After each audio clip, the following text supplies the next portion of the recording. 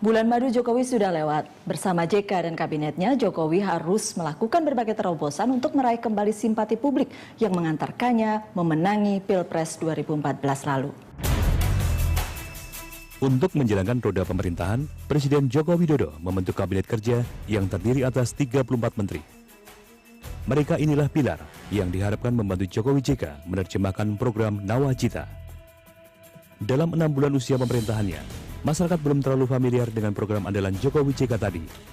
Menurut survei Indobarometer, hanya 11,7% masyarakat yang kenal Nawacita.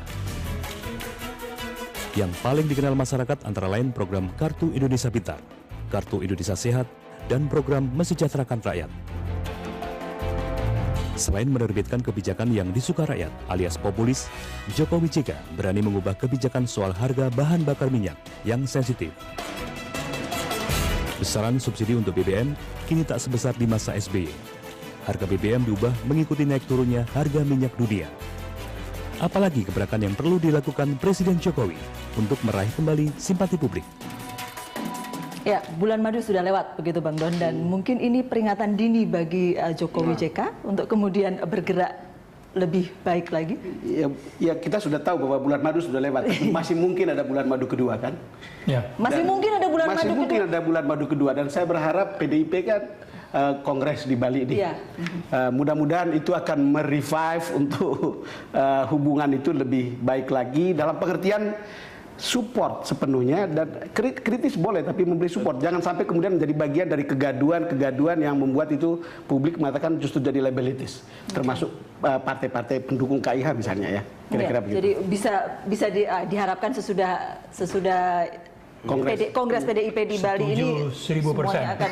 Kalau di barisan pesawat, yakin akan ada perbaikan? Iya, karena kalau di barisan pesawat ini sekarang ya, presiden itu pilot, ya, ketum PDIP itu co-pilot, dan krunya itu PDIP.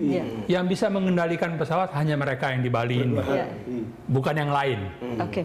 Karena Bang Don pernah bilang kemarin soal bagaimana kemudian Jokowi di DPR bersama Puan Maharani itu menunjukkan hubungan yang lebih baik, begitu Bang Don? Mungkin sesuatu yang berubah. Mas Kris lebih tahu lebih banyak. Mas Kris bisa membaca mungkin. Saya pikir begini, keberhasilan Kongres PDIP di Denpasar ini bukan terpilihnya Ibu Megawati sebagai ketua umum. Betul. Itu sudah takdir pasti terpilih. Ya. Tapi yang paling penting penguatan bagaimana memperkuat hubungan antara PDIP dan Pak Jokowi dan Mbak Mega dengan Pak Jokowi. Itu penting sekali seperti itu.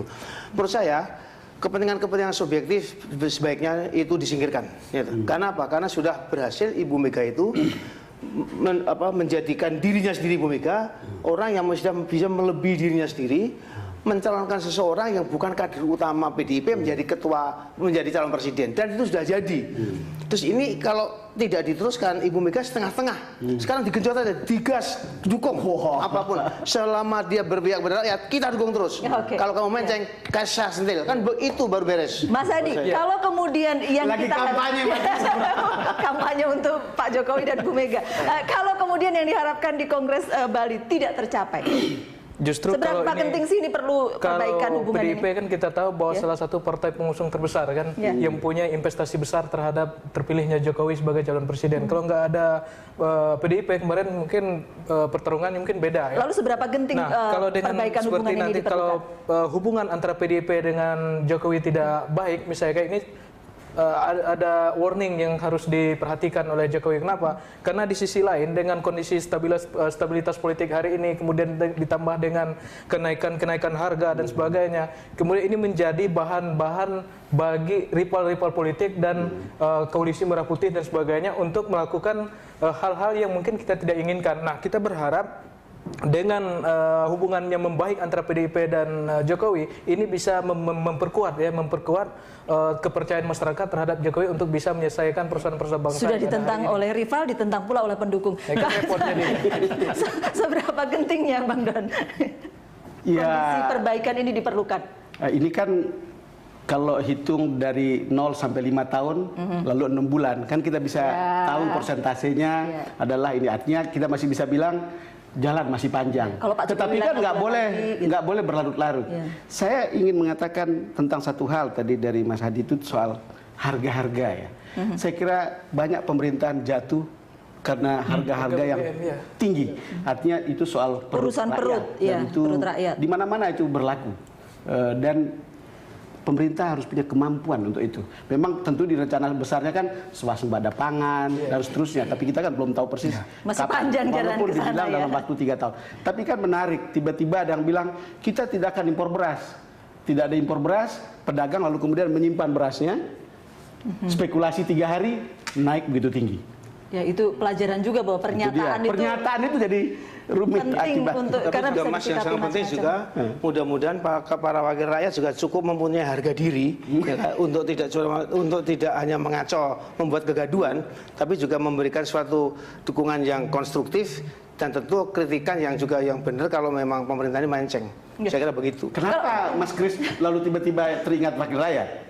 Karena tingkat Karena dia lebih jelek kinerjanya dari pemerintah. Saya tidak pernah diwakili, ya kan? Dan performa daripada wakil rakyat itu sangat buruk. Itu paling buruk formapi. Kita boleh tanya ke Indobarometer, tingkat kepuasan publik kepada Pak DPR seperti apa coba? Tingkat Berklaim kepuasan dulu mereka. kita lihat beberapa tingkat kepuasan. Misalkan tingkat kepuasan terhadap presiden itu yang paling tinggi. Paling tinggi Sebenarnya ya kan sekarang ini. modal bagi presiden karena masyarakat percaya 60% bahwa itu presiden tinggi mampu sudah. untuk menyelesaikan persoalan yang ada. 88%, Pak.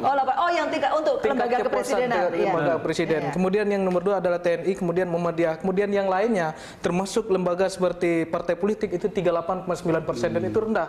Nah, dengan kepercayaan masyarakat terhadap lembaga kepresidenan 88,2%, kalau dalam kategori teorinya bahwa di atas 80% itu sangat tinggi. Kemudian 80 sampai 75 ya 75 ke 80 itu tinggi. Kemudian 75 sampai 50. Nah, termasuklah tadi kalau kita kaitkan dengan tingkat kepuasan masyarakat terhadap Jokowi 57. Dan ini adalah hal yang cukup, bisa naik bisa tidak. Tingkat kepuasan masyarakat kepada Jokowi 57,5 atau 60 gitulah. Tingkat kepuasan masyarakat kepada lembaga kepresidenan 88%. Tapi nggak tahu Mas Bas ya, tapi saya teringat bahwa ya kira-kira inilah hasil pemilihan yang lalu juga more or less. Tapi mungkin enggak ya. Mbak Nunung yang menarik ya kalau bisa diverifikasi, tingkat kepuasan kepada lembaga presiden itu 60%, kontribusinya kepala staf kepresidenan seberapa? Oh, nanti dulu. Oke, Mas Bas. Nanti itu Mas. Saya bukan lulusan Harvard loh.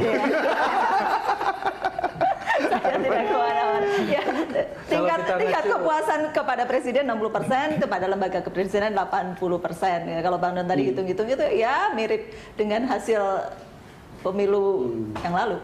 Ya miripnya apanya hasilnya gitu. Ya sekarang ya kalau kita berpikir ya saya agak surprise juga ya setinggi berapa 88 tingkat, ya 88% tingkat kepercayaan masyarakat terhadap lembaga kepresidenan. Media berapa persen? Kemudian kalau Pers. untuk media sosial seperti Facebook dan sebagainya itu 45,3%. Media mainstream. Media mainstream nggak ada. Nggak disebutkan. Tidak DPR disebutkan. 56 ya. Tingkat kepercayaannya Tingkat kepercayaannya dibandingkan dengan Ya, saya kira ini modal ya untuk presiden. Tapi tadi benar kita udah mengulas berapa kali soal harga, kenaikan harga-harga ya, kesulitan ekonomi. Itu masalah serius yang sedang dihadapi oleh presiden.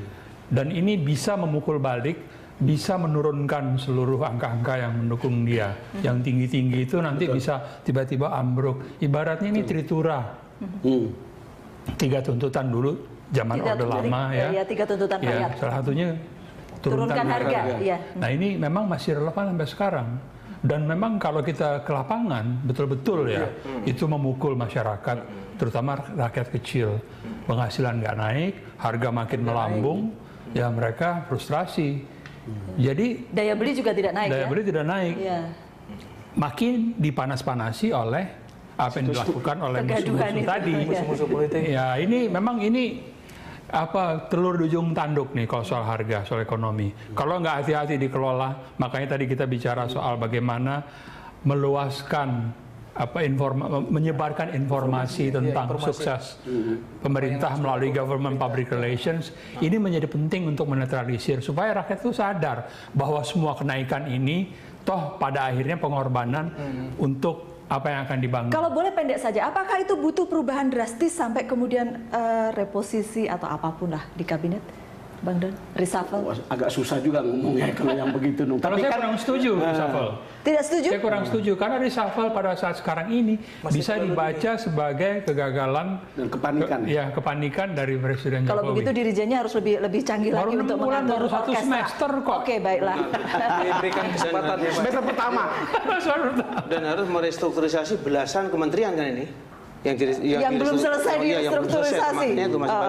Jadi akan repot ya. Kemudian, kita sudah hampir sampai di bagian akhir. Saya boleh dapat closing statementnya tentang. Kita kemarin di survei kita juga melihat sebelumnya kita pernah melakukan simulasi kalau seandainya pemilihan presiden dilakukan hari ini ulang misalnya kan, kita buat antara Prabowo dengan Jokowi. Ternyata Jokowi masih unggul walaupun Prabowo menurun dan Jokowi juga menurun. Kalau Prabowo itu di angka 30% kalau sekarang. Kemudian Jokowi juga menurun 45%. Artinya apa di sini? Bukan persoalannya Prabowo tidak bisa naik dan sebagainya, kemudian masyarakat tidak puas dengan Jokowi lalu tidak memilih Jokowi, tidak. Jadi kalau seandainya masyarakat tidak senang dengan Jokowi pada hari ini, kemudian Prabowo juga bukan alternatif. Bukan pilihan bukan karena Prabowo jarang muncul. Seharusnya dalam kondisi seperti ini Prabowo harus muncul, memberikan solusi-solusi yang sebaliknya itu positif. Juga modal buat Jokowi. Kemudian yang terakhir, kemudian kita menyarankan ada tiga kesimpulan kita dari hasil survei yang kita dapatkan. Pertama, bahwa tingkat kepuasan masyarakat terhadap Jokowi itu pas-pasan, di bawah 70%. Pas-pasan, dan itu adalah early warning bagi Jokowi. Presiden Jokowi mempunyai potensi dukungan politik yang luar biasa, namanya rakyat.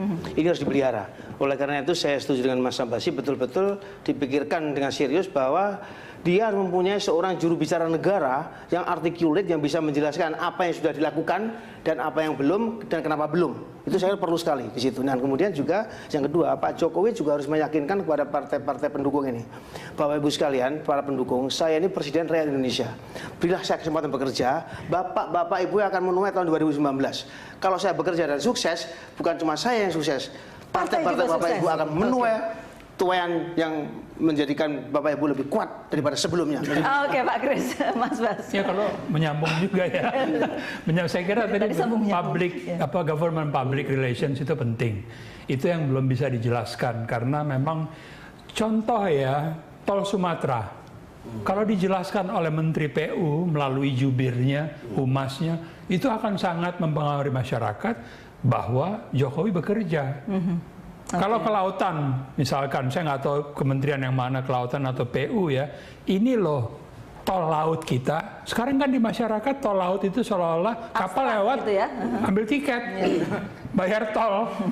Itu kan kegagalan komunikasi. Padahal sekarang tol laut di Indonesia Timur sedang berjalan, sudah berjalan. Saya nanti apply yang jarak pendek kalau begitu. Iya kan? Jadi ini penting ya, tapi bukan jubir dalam arti jubir kepresidenan yang setiap hari ntar cuma ngebantah-bantah. Pokoknya harus ada yang menjelaskan dengan baik kepada masyarakat sehingga masyarakat itu Government tahu. Public Relations. Yes, ya, Bang Don. Ya, saya kira problem utama kan adalah kenaikan harga, dan Jokowi tahu ya. Kalau mau supaya populer, tidak ada orang yang mau mengeluarkan ongkos mahal untuk biaya hidup, termasuk orang kaya sekalipun, apalagi orang-orang miskin. Gitu kira-kira. Dan menjadi pertanyaan memang, kenaikan harga ini apakah ongkos yang harus ditanggung untuk kesejahteraan lebih yang tertunda, atau karena mismanagement di pemerintahan, mismanagement untuk politik maupun ekonomi. Jika yang kedua yang terjadi, menurut saya Jokowi harus memperbaiki ini sehingga dia bisa rebound. Kira-kira di situ. Oke, Bapak-bapak sekali lagi terima kasih sudah hadir di The Headlines, dan itulah The Headlines kali ini. Terima kasih karena Anda telah bersama kami. Sampai jumpa.